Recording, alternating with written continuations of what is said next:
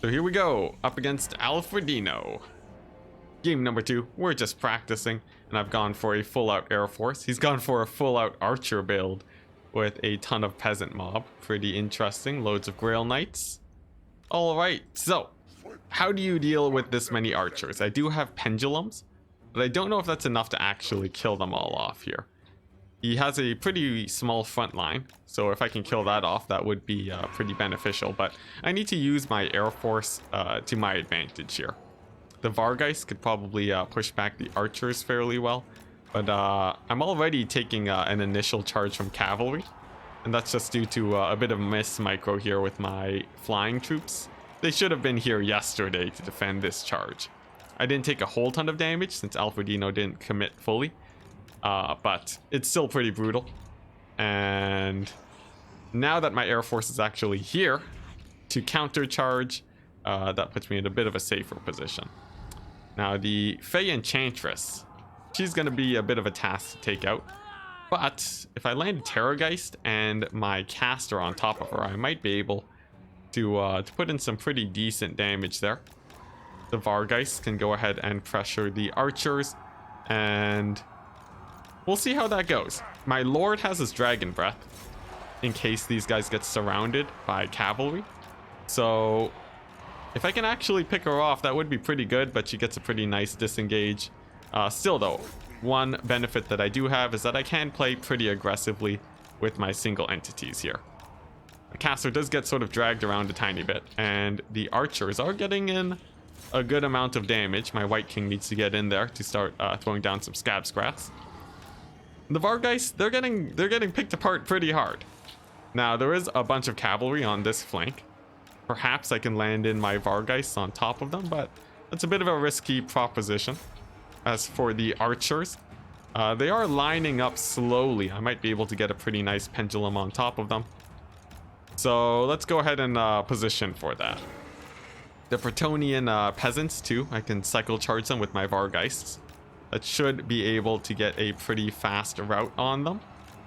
And another charge does come in for the Bretonians. Hopefully I can hit up the Fey Enchantress and get some nice damage there. Seems like a potential surround presenting itself too.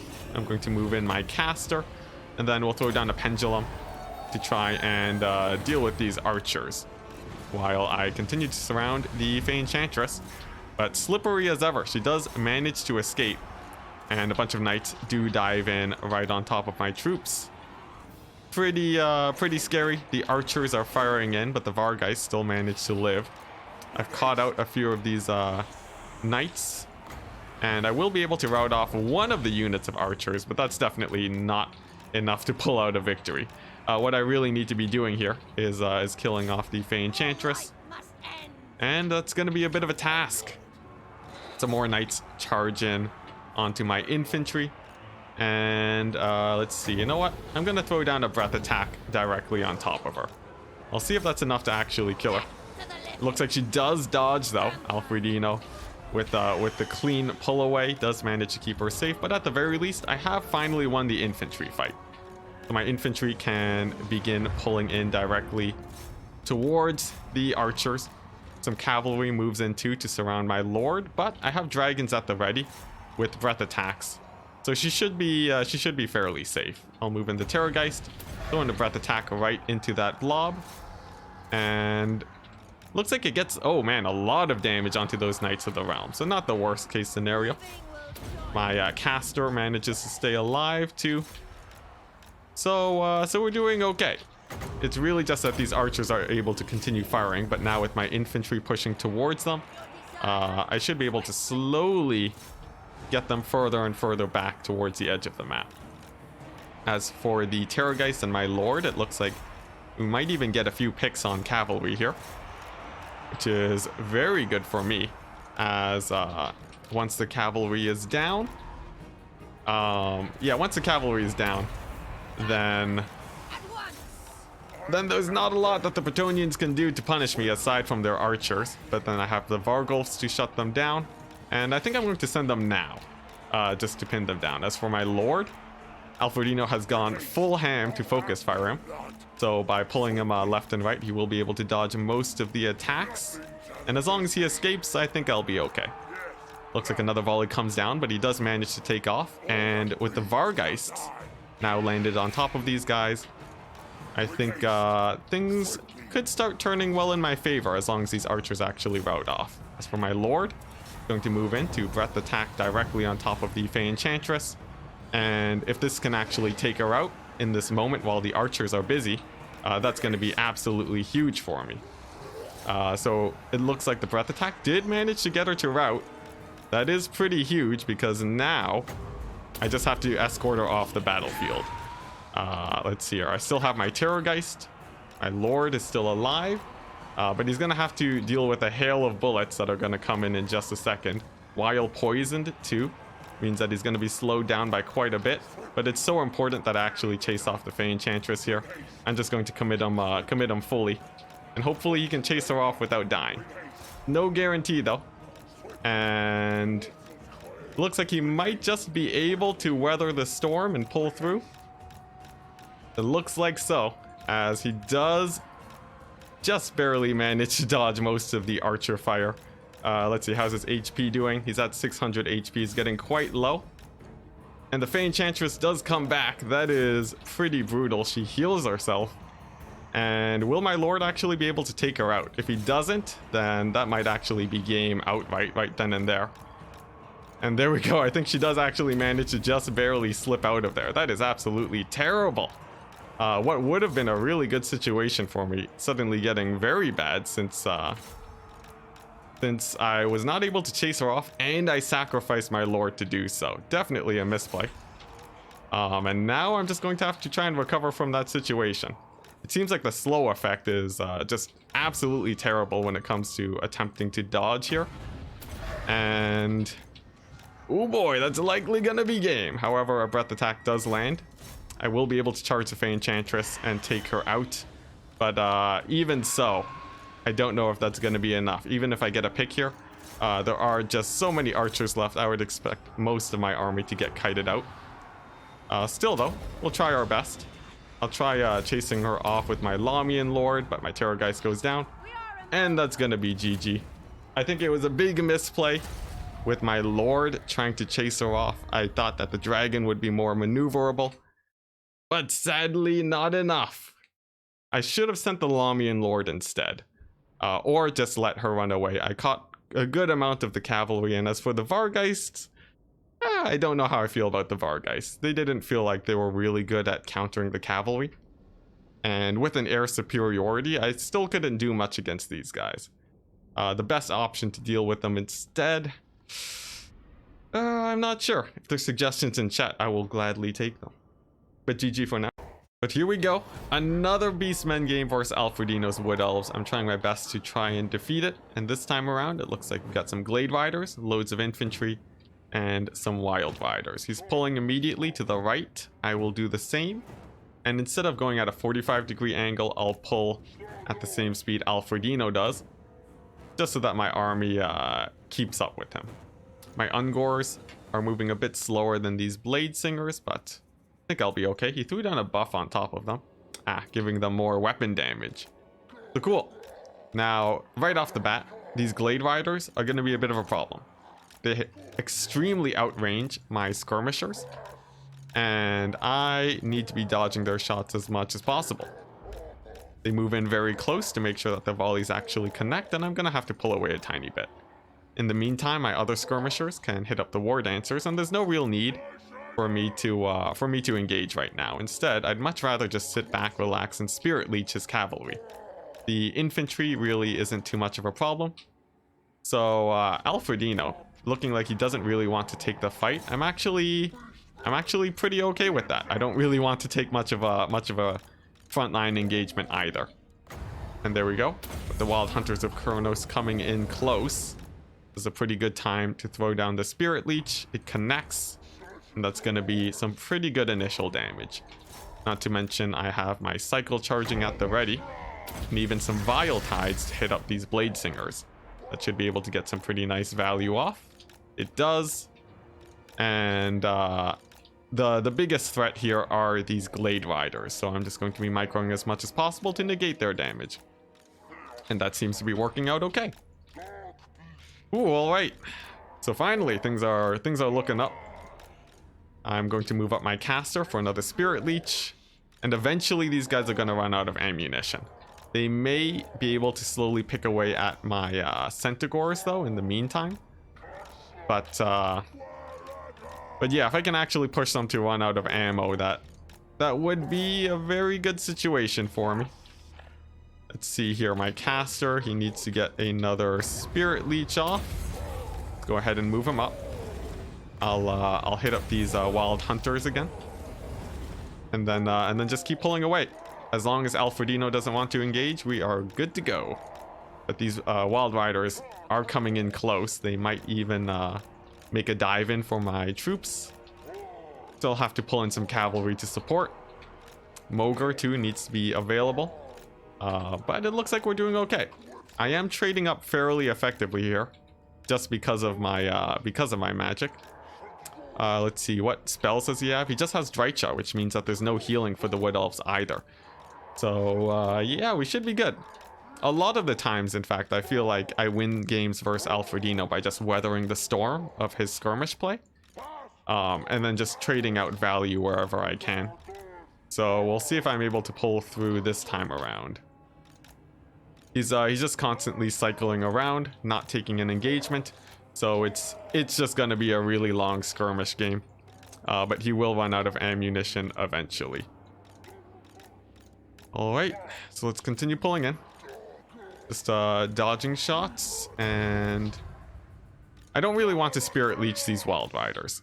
They're going to be out of ammunition soon anyway, so there's really no point for that. I also don't need to be Vile Tiding the infantry, because I do have 2,000 gold worth of chariots. So that's definitely not necessary. And let's see if I can get some cycle charges in now. I'm going to move in, try to hit up these War Dancers. Looks like the Wild Riders do move in to support, so I'll have to pull away. And then let's see if I can get a charge here on these guys. Nope. He has his Wild Riders at the ready. We'll pull away from that. And then just keep backing up. It's going to be a long skirmish one. Let's see here. Some Blade Singers do actually get a bit out of position though, so I will be able to hit them with chariots. It's definitely a good engagement for me. I'll pull back as soon as possible. And then the Wild Riders can engage because I'll have a counter charge at the ready. So that should work out pretty well. The counter charge looks like it gets in some pretty decent damage. And then the chariots can just continue to pull through. Have some spears at the ready. A pendulum actually goes down, but we do miraculously manage to dodge that. And as long as these chariots are able to pull through, I think we'll be okay. It's looking like no guarantee.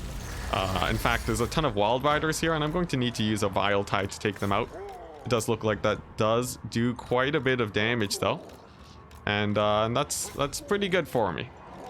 That actually routes off most of the troops, and it looks like it spawns a unit of Chaos Spawn there, which is extremely good for me, as it does mean that the Wild Riders will be getting caught up pretty hard. Another Spirit Leech on these Wild Riders will slowly pick them away, and as for these beat up Wild Hunters of Kurnos, I'm feeling like I can take that fight pretty confidently as soon as my cavalry makes it there to support. So I'm feeling pretty good. My chariots are still managing to stay alive too, which means that the infantry will be down, and then it's just going to be a bit of cavalry left up against my much superior force of spears. So that works out pretty well in my favor. Most of the Wood Elf infantry is now routing off, and really at this point it's just this single unit of Blade Singers left. Drycha is having to retreat from my Chaos Spawn summons, and I think that's gonna be it. Oh boy, alright. There's a few Wild Riders though left, and the cavalry, even if there's a bit left with cycle charging, are still extremely scary. So I'm going to Spirit Leech them specifically, to try and take them out. I get a pretty nice counter charge with my own Centaurs too.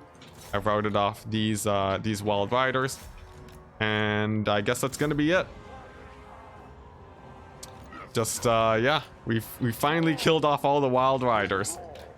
Oh my goodness, jeez, what a match. It's been just constant poking from these Glade Guard for most of the game, but in the end I got a really effective trade using yeah, I got really effective trades using my Spirit Leeches. We killed off all the Wild Riders, and that's gonna be it. GG, well played. Oh my goodness, what a grind. But yeah, the build helped out a lot, and we just had to really focus on the playstyle. Oh my goodness, that is exhausting. Honestly, every game that I managed to pull a victory out against Alfredino is just extremely exhausting. He likes to play long, drawn-out games where he kites you for a long time and tries to bait you into a bad engagement. And yeah, you gotta be real careful to make sure you don't walk into a bad fight. But if you can weather the storm, you will come out on top, and then you're good to go. Alternatively, you can make a big dive in to try and shut down his forces, but that doesn't always work out. If you just dive in directly to try and catch his skirmishers, that's usually how he gets you. So you gotta be real careful. Now at this point, I've established enough of a lead where I can just send in my forces to engage in melee. This is a pretty inefficient trade, but it's only because I have such a lead that I can do this. I'll also summon up some chaos spawns to surround Drycha, and then we'll be good to go. Army losses. Oh boy, and GG. Oh my gosh, Alfredino, why you gotta make these games so hard? In terms of army build, I think I still had the advantage. Spirit Leeches and Vile Tides were really good there. And yeah, I just had to keep the Centaurs alive. They actually managed to pay for themselves, surprisingly enough. And a couple misplays from the Wild Riders on Alfredino had me pull out the victory. Woo! All right. GG. Yeah, he brought Blade Singers, the madman. Onto a Beastman build up against the Bretonians. I have a ton of Harpies to try and counter an Archer playstyle, but it looks like he has no Archers. Whoopsie daisies, that's pretty rough, but that does mean that these Centaurs have free reign, and they're going to move up immediately and just pressure all of these knights as much as they can. Throwing axes to kill off these mounted yeomen are going to be a really good start, and the Harpies too are just gonna fly directly above and generally be quite a bit of a pain.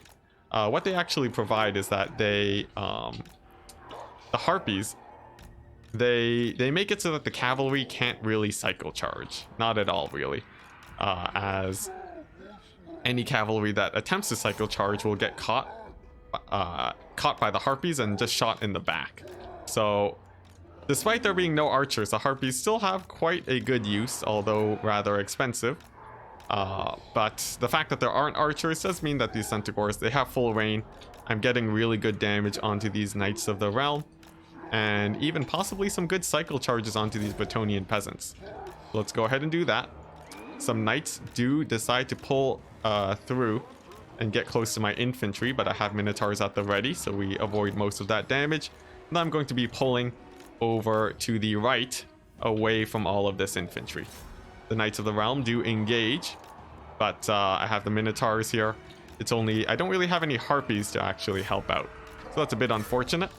But I could land them here. You know what? I'm gonna disengage instead. That seems like a really bad fight, and I don't want to be caught up against the Fey Enchantress and the Green Knight. In fact, all the Knights are coming in now. I'm going to throw down a Traderkin onto here, and we'll see how well that does. It is a rather large AoE, and it does catch most of the Knights. I will be able to rout off the Bretonian archers too, and if you look at it, the Knights have actually taken a pretty good amount of damage. So I'll continue to disengage. I'll throw down a bit of AoE here too. Punish the cavalry. And then the Harpies are buying me a pretty safe disengage. Now the Fey Enchantress is still pretty scary, especially with the Green Knight, which I don't have a ton of tools to actually kill off. But with enough Minotaurs and charges, counter charges onto the cavalry, I should be able to win those fights fairly effectively. And as soon as I get a few more Traderkins going, that should be pretty brutal for all these knights. They've actually taken a lot of damage so far. And I'm actually looking to be, it looks like I will be able to rout off a unit of Grail Guardians. That is actually really big. But I'll have to be careful that I don't lose my Minotaurs in the process. My Centaurs with throwing axes are beginning to run out of ammunition too. So there's definitely a lot to be wary of. Let's take a look. The Green Knight, he's gonna be surrounded here by some spears. That'll keep him busy for a while. And I have another Traderkin that I could throw down onto all of these knights. Let's see, can I actually, let's see, what does Overcast do? Increased effect on speed, so nothing huge. So, let's see, I don't really need to Overcast it, actually. I could just normal cast it, and just try to get these knights to clump up again for another big hit. As for the Green Knight, he has almost free reign over my forces, which is very unfortunate. But at the very least, my Minotaurs should be able to punish most of these knights of the realm. I have Harpies at the ready. It looks like another big engagement is about to go down. So we're gonna throw down another Traderkin and hopefully get all these knights routed off the battlefield. A Vile Tide to try and get some burst damage going. And a charge in the back from the Harpies. Looks like it has a pretty nice effect on their leadership. If enough of them rout off, then that should actually give me a pretty good situation here, as long as my Minotaurs actually manage to stay in the fight. It's no guarantee. It's looking like a mass rout on both sides, and the balance of power is looking pretty rough for me. Not to mention the Fey Enchantress and the single entities for the Bretonians are going to be rather hard to finish off too. So I think that's likely gonna be it. Despite taking some pretty good trades, I think I just don't have enough to really kill off the Paladins. I do have a few throwing axes left, but Malagor is routed. And that's gonna be GG. RIP! Oh my goodness. Yep. Green Knight. Doing pretty well. He brought the Green Knight for terror. I didn't have any way to really kill him there. The Traderkin worked fairly well. The Minotaurs, wow, they were useless. Look at that. Oh my goodness, what is that damage value? All right, so apparently I controlled these guys absolutely terribly. Wow, I didn't. Wow, so that means all the damage on this cavalry was from Traderkin, which is pretty surprising. In fact, honestly, against this build, if I just took a ton more skirmishers, that would have done it, I think. The Harpies were an okay pick, but they sort of just held up knights. They didn't really do too much. I wasn't as much of a fan of them. Let's see, Gorbel. I don't think a Gorbel would have won this blob fight anyways. But yeah, there you go. GG. I think in the end, I just have to tune up the build, get it a little bit better.